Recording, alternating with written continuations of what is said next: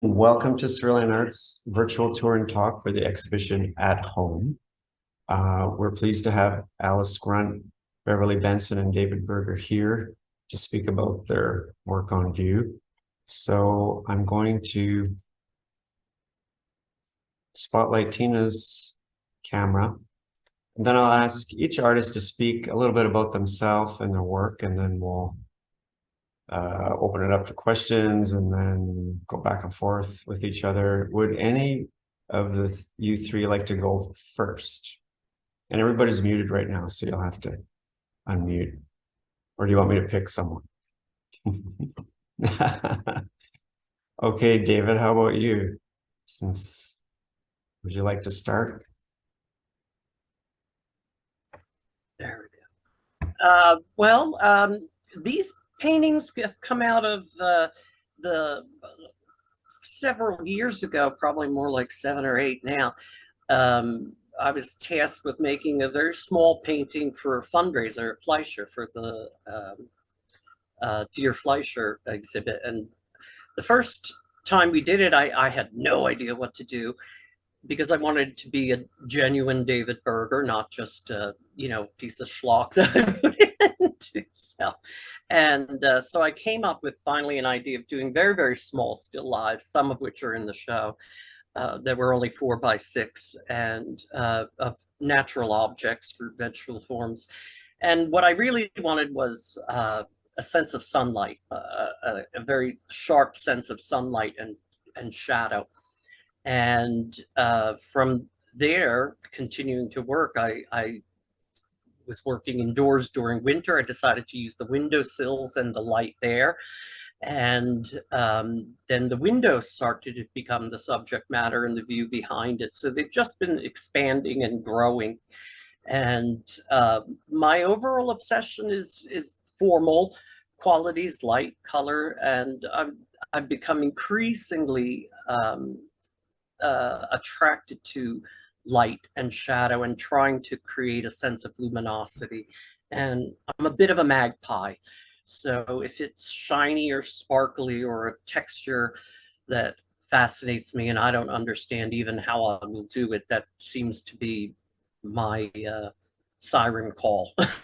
For better or for worse, I struggle to figure out until I can achieve it. So like I said, they've been expanding and they've become to include not just the windowsill, but the window and space beyond it. So can you tell us a little bit about your background? Are you from Philadelphia, or? Well, I'm originally from Bucks County, from a tiny little village called Holland, which is sort of Richboro, Newtown area.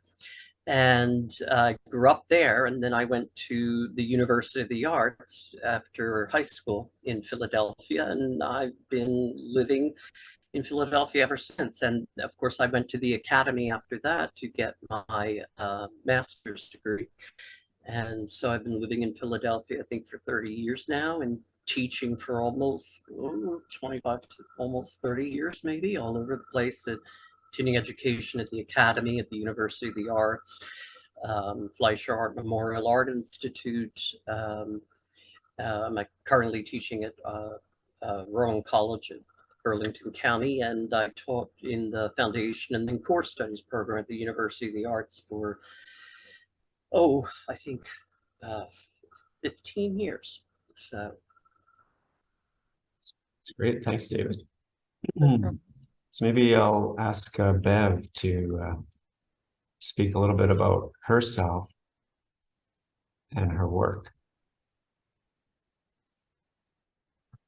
So the work that I chose to put in the show is a variety of new pieces, and this one is an example of an old piece that I finally decided I could let go of. This one is it's a portrait of a newel post that I found under the house in Doylestown that I grew up in, and the cookbook that my mother used. I don't know if she got it as a wedding present, or it could even be one that was from her mother. I'm not sure. And then my mother's glasses. Let's see. So this was in memoriam to my mother. But I love pastel work, and I like the idea of being a magpie. I definitely am attracted to shiny things. But I think as well as observing of lots of different textures. This one is one of the more recent pieces, and this represents more of a, I mean, they're all mostly plein air. This one represents, to me, that kind of special trance that you can get in when you're just sitting before a subject matter and just submitting to it and letting it speak to you. I think this is probably my favorite piece in this show, just because it has that on the spot tactile, and where I was painting the object but not thinking object, I was just submitting to it, which is something that I learned early studying with David Fertig. I would think this is probably where I'm tapping into studying with David Fertig. I also studied, I mean, two people that influenced me greatly were David Fertig and my mentor, Carol Carden, for her sense of color. So this one was just a oil pastel study on my back porch that the funny thing is I showed it to a friend, and she was very like, I don't like Rose of Sharon because they are volunteer plants, and they are not a gardener's favorite because they're they're invasive species. And I kind of feel like most of this work, when I put it all together, I sensed a strong presence of my mother, who hasn't been with us for a while. But my mother always invited anybody to come and sit at the table. If you showed up and we were eating dinner, she'd come on down. And that's kind of how I feel about my Rose of Sharon. My husband doesn't like it, so I don't like them. And I kind of feel sorry for that plant. And that was me enjoying my Rose of Sharon there. And so, there's some images that have reoccurred. I noticed when I put all of these things together, I have a quilt that you'll see reappearing in my work sometimes, the cookbook of my mother's. I love to do things that you use in the kitchen. There's in this show there is a egg beater, but I like things like sifters and beaters and things that you would use. And let's see. Thanks, Bev. For the moment, I was going to switch back to Alyce, and then we'll loop back with some more questions. So, hello, Alyce. Hi, Mike. Thanks for inviting me to the show. It was kind of good timing, I guess, because in some ways I think of myself as an outdoor painter, but I have noticed that, especially in the past few years, and maybe it has to do with COVID, I've been painting a lot of interiors recently. I always am attracted to interiors, but maybe because of the forced time at home with COVID, and just seeing spaces in my home, I'm often attracted to how doorways frame spaces within the next room. There have been a lot of recent paintings at home, so it was very timely to participate in the show. And in this case, this was a painting where, as I was saying, I was just attracted to the light and in some ways, as David was saying, just some formal elements. Like, I guess it's almost like, I always think of it as puzzle pieces fitting together. And I just get satisfied by how the shapes fill the space and the composition. And I just enjoy that playing around with shape, I guess. And in this case, they're just shapes that you may recognize. But yeah, a lot of the work I think has that happening in some way or other. And I know you asked us to speak a little bit about our background. I am from Philadelphia originally. I lived in Boston for quite a long time, actually, for college and then grad school. But I did come back to the homeland, so to speak. So yeah, I can talk about the painting that Tina has walked over to. This painting, there's more to say about it. I won't go too in depth right now if we're just sort of doing like introductory remarks. But I did do this after seeing the Matisse show. There was a Matisse show in Philadelphia this past winter. And I do love Matisse. And it just sounds like such a thing to say. I came home and just started the painting, but that's pretty much what happened. That tablecloth had been goading me on for some time. I just hadn't quite figured out what I wanted to do with it. And I might have even started it the day we came back. I can't remember, but definitely that's how that painting sort of took off, I guess.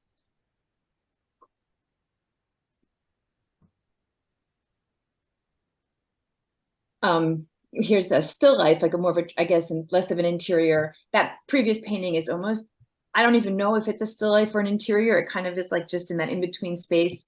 This is probably more clearly a still life kind of setup.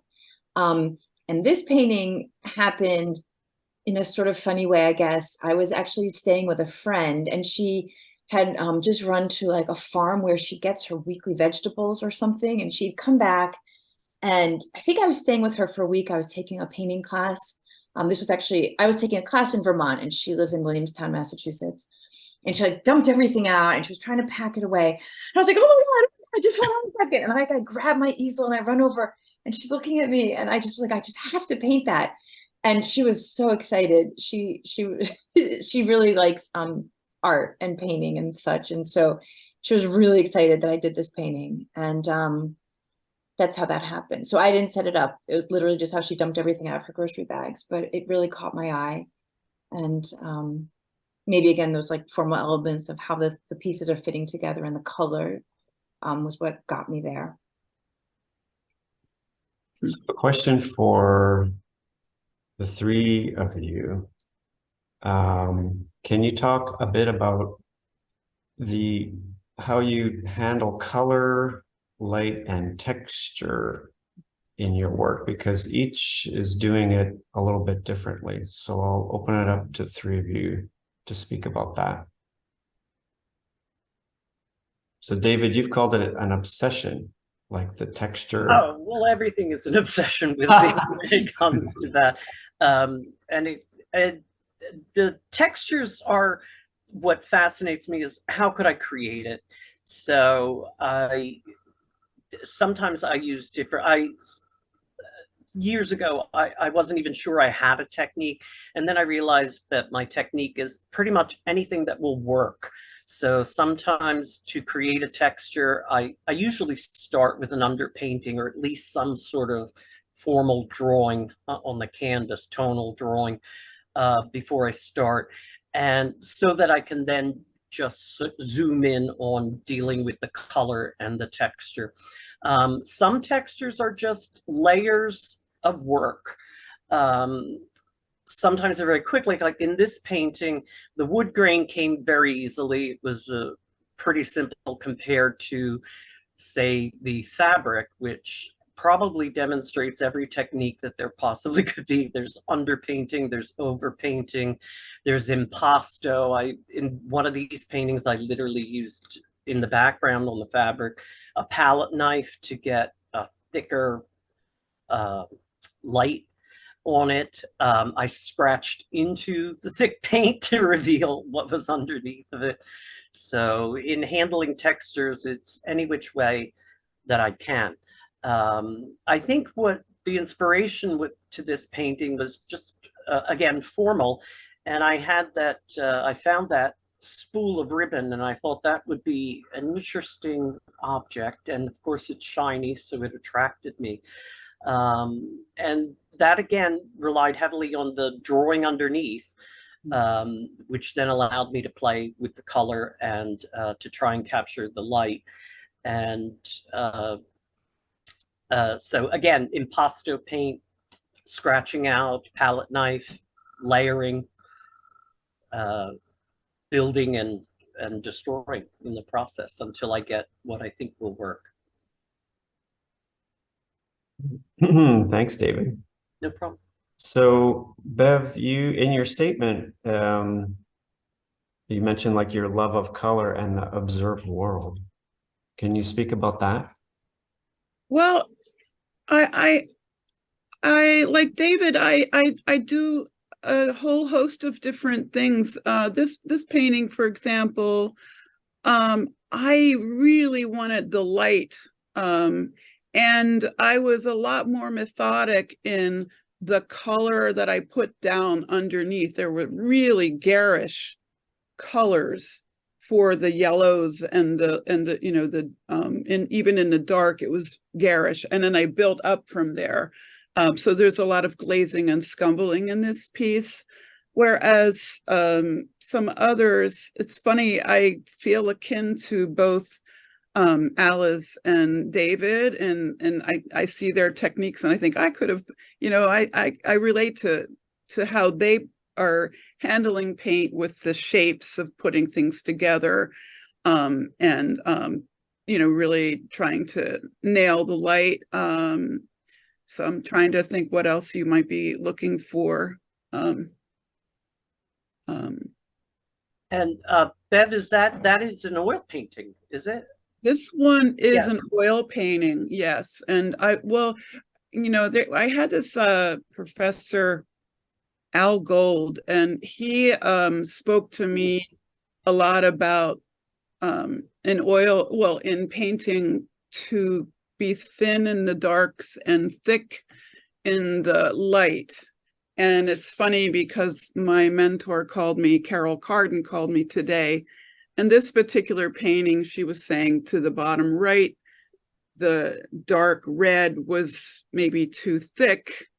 And I may be, you know, taking that little bit of red there and bringing it home and sanding it, which I've never done before, because I had to oil out the where it was thin in the dark to make this feel more balanced, because as it dried, it sunk in. So I'm just I feel like I'm just learning how to paint. It's so funny. Been painting for a long time, but I think when I paint bigger, it shows me you know, shows it's more challenging sometimes when I work, the more bigger I work.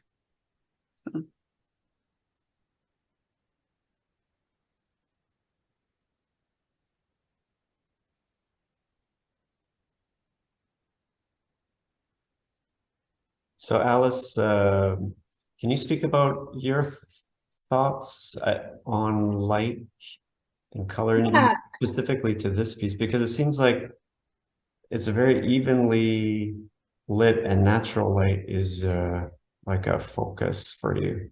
Yeah, this painting, this was done in the summertime, and maybe even in the previous summer, I would see the sunlight every morning. Like, this is around 8 a.m. Oh my God, I have got to paint that light. And so I think it was in my mind for maybe a year, if I remember. And then the following summer came along, and because I'm a teacher, I'm home at 8 a.m. to observe the light at my house in the summertime. So I guess I did this last summer, and it started off, yes, as you're saying, I was very interested in the light. And again, I sort of explained it as how these shapes like interact and fit together.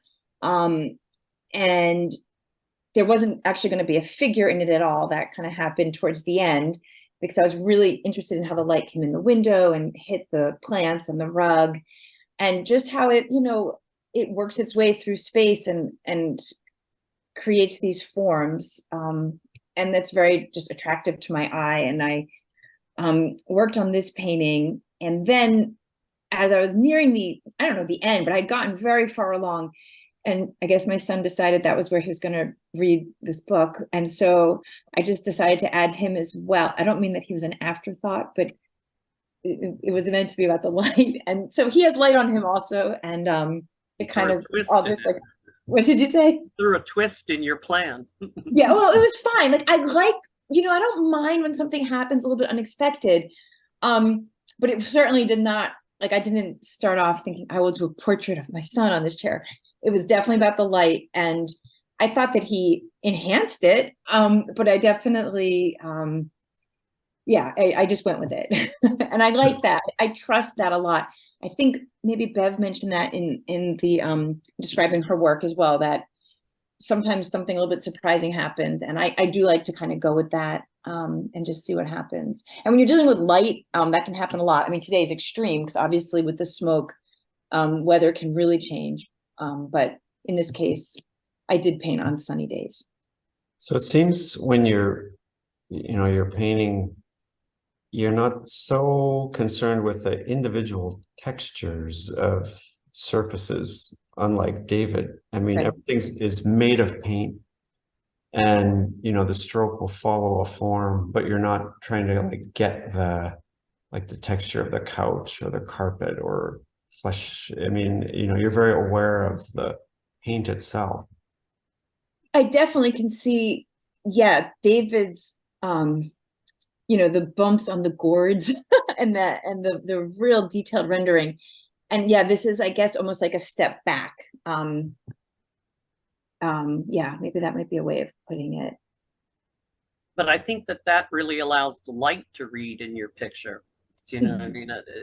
It's like the light has to dominate, like you were saying, that was your inspiration. Yeah. Well, and David, I just thought it was so funny how you talked about being a bit of a magpie. I mean, that's just such an interesting way of thinking about it. And in some ways, the light is just the glittering thing here, I guess. The shiny object. Yeah, I think it's really gorgeous because you really captured the time of day. It's very clear. Because in yours, David, we really get the sense of the metallic. Oh yeah. Again, magpie. I look at it and it's gold, and it's just, you can't paint gold. I'm not the kind of painter that can squeeze out a tube of gold colored paint, even though they make it. I want to have it have that glint and that light to it. So those are always a challenge for me, and trying to make the fruit look juicy and seductive in a way. So like I said, I'm never exactly sure how I'm going to do it.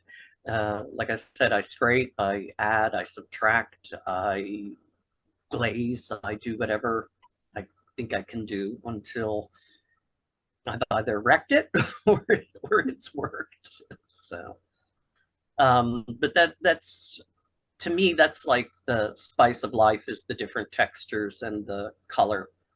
And in some of them, I think this was pretty much that sort of flat, almost oppressive summer light that we would be getting today if it weren't if the Canada weren't burning. But at other times it's a twilight, and Michael, I know you and I have spoken about this, about trying to capture a time where between light and dark, where the light is really, you've got it for like maybe 15 minutes. And so I do play with photography. I know I work from life as well as from photography.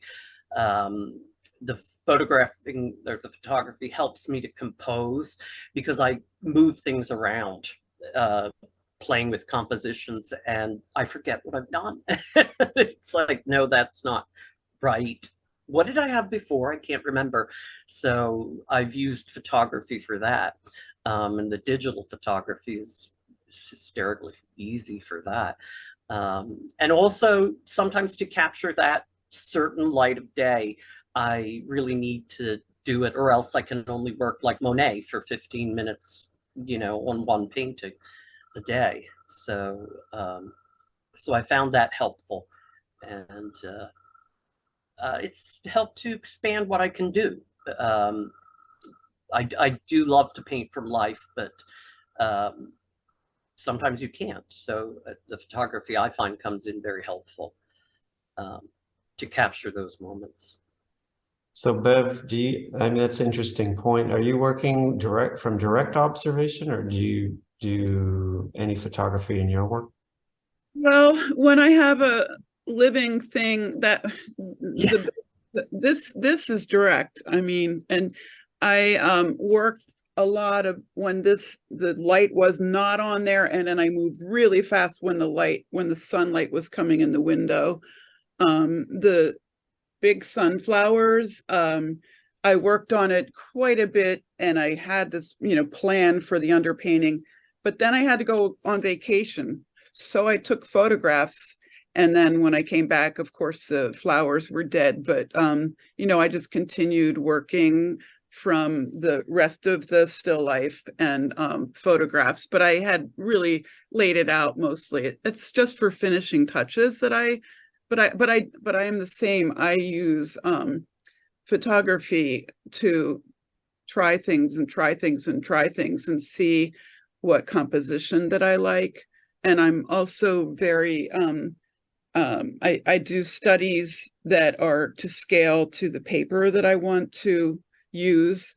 So that determines the layout of how I put things, because this is a 2:3 ratio. So all my sketches are going to be reflective of that. And then I crop my photos that way before I decide on the composition.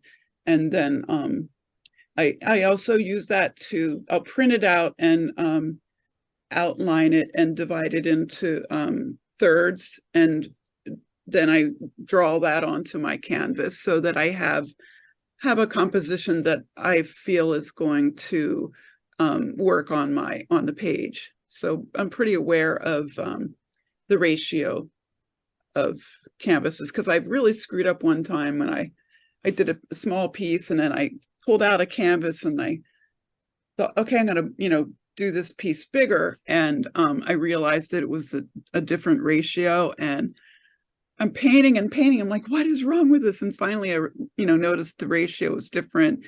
And so from then on, I was like, I'm never going to make that mistake again. So yeah, a little bit of planning goes a long way. That's for Long sure. way, yeah.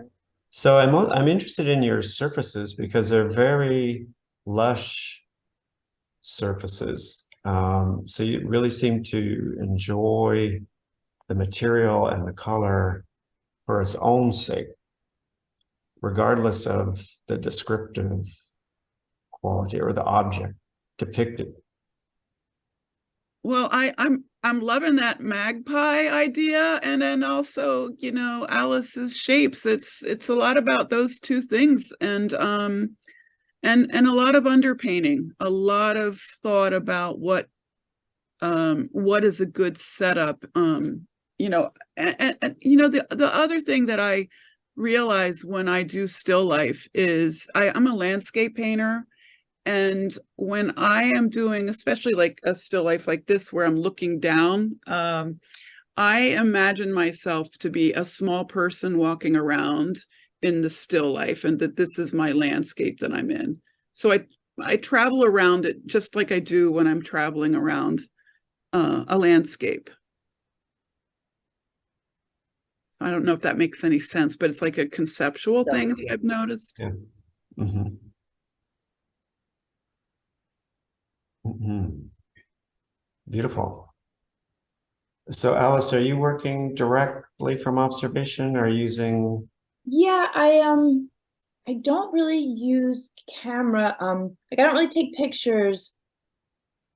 After I'm done the work, I take a picture to like have a record, but I tend to just set things up and work quickly, possibly. And as Bev was saying, I also paint outside a lot. And so I have the experience of, dealing with light and it changing and having to do a certain amount within a window of time because the light changes. And so in some ways, still life felt a little luxurious. And I do realize this group of paintings in this show, I think I'm trying to remember all the pieces, but they're all done from natural light. So there is still, of course, the movement and time changing, but it still feels a little bit more patient than when I'm outside. Like I can have a little bit longer time before things really change on me. But I don't use photo references, and I don't know if I have a great reason, because plenty of my artist friends, I don't think they challenge me on it, but we talk about it, and I think I just have come into a rhythm of painting that sort of works for me. And I guess I like to not know that I have a photo that can help me out of a pinch, or somehow I feel like it helps me focus. So I sort of trust that, but I don't know that I would say never. I don't know that it might at some point become something that would be useful for a reason I just haven't thought of yet. I'm sure that's possible, but instead, I am really relying on the time of day. And so I'm very sensitive to, like, okay, this light, it's like, already 8:30 in the morning. I got to get this going if I want to capture that light. And I guess I've just kind of developed the habit of working that way. I might have like morning paintings and afternoon paintings. And sometimes it just takes a long time, because there could be a long time before the light is right and I can get back to it. So there are paintings that do wait, and I get back to them. These were actually pretty quickly done, but some that it just takes longer. So as a teacher, do you have to how do you fit in your painting during the school year, or do you do the bulk of it in summertime? I really, my husband just came downstairs. I'm a happier person if I paint all year round. So it's good if he's like, I think you should start painting. So I like to try to paint during the school year, but of course not as much. But even if I just have something set up and I, maybe work on it if I get home and it's still light out, because I teach high school. Often I'm home by 3:30 or 4 o'clock, and so there can still be some hours with light. And I certainly could set up a still life with a spotlight. Like, that's not out of the question. I haven't done that in a while, but it would be a completely valid option. But for now, I do sometimes have, like, I have a painting that I've been working on for a while here. And so it's just an afternoon painting, or I might work on something on the weekends, and then I can do that, in the mornings. And just might be multiple weeks that it gets worked on, because some weekends the weather may not cooperate. So I do actually find if I can not just wait till the summer, but kind of continuously do something, that's a really, it kind of keeps me more connected, I think, to the whole process. And the summer doesn't feel as much as like I'm restarting something. I'm already like in a flow, I guess is the best way to put it. I've met some teachers who say they only can work in summer, and it just seems so like you're like cutting off so much of the year that you have to like fit it all in. So I was just curious to know how you. Oh, definitely. I really do find that I am happier if I'm finding ways. I mean, these paintings are small, the two that are right on the screen here. And that's one way. So either doing small paintings that I can do more quickly, or I've just done like larger paintings that I'm fine with them taking a long time, because I just know I'm painting. So then it's like, it's satisfying that need. And so I don't worry about the amount of them, but just knowing that there's something on my easel tends to be a good thing, I guess. Yeah, I love that what you said about you tend to be a happier person if you're painting. So I've even found that sometimes I'll divide, if I'm working on an underpainting, it's tonal. I don't need the daylight. I can do it in artificial light. So I'll do those in the evening rather than say, do something in the, that I actually need the sun. Well, this is an example of a painting where I was working from the photographic resources to catch that time of day, but my studio doesn't have great overhead lighting, so I wanted the daylight to be able to work in. And of course it was raining for 2 weeks and I'm trying to finish the painting. But I find even just an hour, if I get an hour that I can pull the paint out and work on it, yes, if it's just that hour, I feel like I've accomplished something, and I feel continuously engaged. Like you were saying, it's hard I can't get to it now, and then you feel disconnected if you have to come back to it. So I encourage people all the time, even if you only have half an hour, you can put a little area in here, or an hour, and then sometimes an hour becomes 2 or 3, if I'm lucky. No, I so appreciate what you're saying, David. And I really find this painting really interesting because of the interplay with the background and the objects. I keep thinking about this painting and the reflection. It's like 3 screens or 3 layers that are happening here, that it's neat to be focusing on this one, because it's a really interesting setup you've got here. Yeah, that was something, again, I like the idea of what's real and what's a ghost or what's a reflection. And sometimes you see the reflections very clearly. They're almost as dominant as the object, depending on the lighting, and sometimes they start to disappear in certain areas. So that was something I was trying to go for. But this is about as close as a landscape as I've gotten in terms of the still life, which you were talking about bringing your landscapes into your still lives. And I'm sort of doing the opposite, trying to put a landscape behind my still lives. So have you done any plein air, David? oh, I have. Yeah, that was a revelation for me when I went to the academy. I wasn't even signed up for a landscape painting class, and I had Lou Sloan for some other class, and he was like, "Well, why don't you come out landscape painting with us?" I'm like, "Oh, I'm not registered." And he's like, "Oh, just come along. All you need is your paints and something carried in a French easel." And I went out, I bought it, and that really was a revelation to me. The idea that, I'm taking my paints outdoors.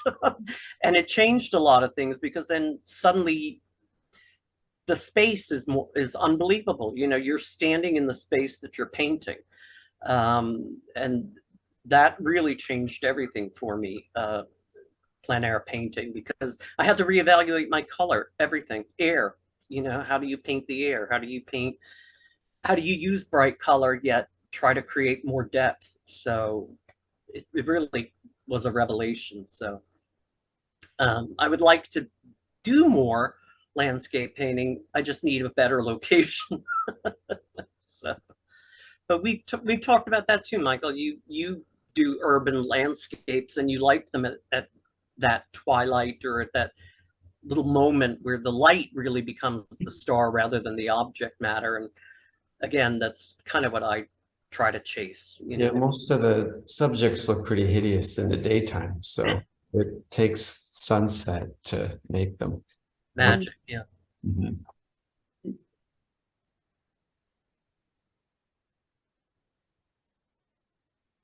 So audience, if you have questions, you can feel free to chime in. Well, Bev, I just wanted to say that when we were looking at that painting with the newel post, which I loved, and for exactly the same reasons that we were talking about, the textures, the things. And I thought it was so interesting that you told me about the personal things about the glasses and the cookbook and everything, because that wasn't the first thing that I saw, but I thought it was really, and your mother's glasses, it's almost like a portrait within a still life, or a portrait of your mother as a still life, or your memories of her. I thought that was really cool. And I think that, and the one that we were just looking at, is this story. There's the untold stories that are from, what are all those things that she cooked. And yeah, the newel post, my family didn't even touch. It was, touched by all of the people before the porch got renovated. And so, I'm always curious about the stories of these objects, and, that we'll never know. I love artifacts. yeah, me too.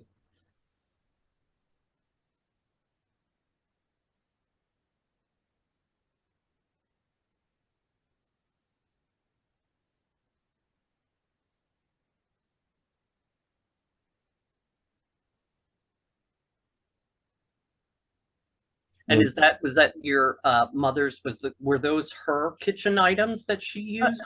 I believe this was, yeah. I mean, and I buy them. I can't help myself at a sale, but I like the drama. I just really had fun setting this one up for the lighting and the drama. I just, for me, it's I don't know, putting something so ordinary on display. So how did the three of you feel about the show itself, seeing your work juxtaposed with other work in a similar subject, but a different approach? And I don't think, did the three of you know each other at all before the show? No, I met the two of you the first time at the opening, which was wonderful to meet you.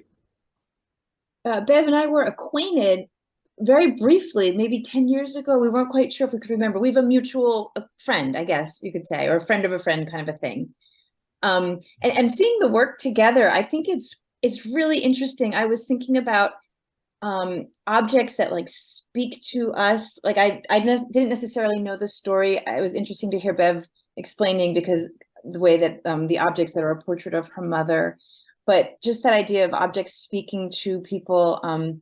David, I don't know if you'll share like the bird thing, because that was pretty interesting. But I think that we there's like that similar thing that sort of starts the painting perhaps, but then to see just different ways that people handle pain. It's very interesting to see that all together. And it's exciting, I think, as well. Yeah, I thought our work is different, yet we share the same kind of, obsessions and attractions to things, but they're handled differently. And so, but I think they all work together when you see the show. I thought it looked really great together. Well, we're glad you think so. Yes, I think it's a great grouping. The space in that one, that's definitely, I think the home in all of our work is a really interesting way that the show ties together. But the space in that one is really magnificent, and the surfaces, and I do feel, this is fabric, and everything, and the framed of the outdoor space, and the lack of detail there as opposed to the closer up detail and the light. I just this one, I feel like I've made very similar observations, and yet I look at David's work and I think I feel a relationship between all of our work, because that beautiful shadow and the reflection outdoors, the landscape that you have, David, in your background is like a little Vermeer alleyway. So really I wish I wish I had a Vermeer alleyway. Bev, if I could just ask you that I don't remember the exact title. It's the sweet potato root, or the one, it's on the other wall there. Because I think you were saying, I got the impression you're excited about this piece. And I was just curious because maybe because we're talking about backgrounds and the spaces, and I like getting the glimpse of the underneath. I think there's boots, or I forget now what's down there. There was something. So my friend William Boyce Weaver he collects seeds. He's oh man, I'm gonna do it wrong. He studies food, and he studies history and the ethnological background of food, and he collects seeds from all over the world, and he's like into the DNA of seeds. And so I was in his house. He started the sweet potatoes. They're sweet potato starts, and it's a collection of work that I'm slowly putting together.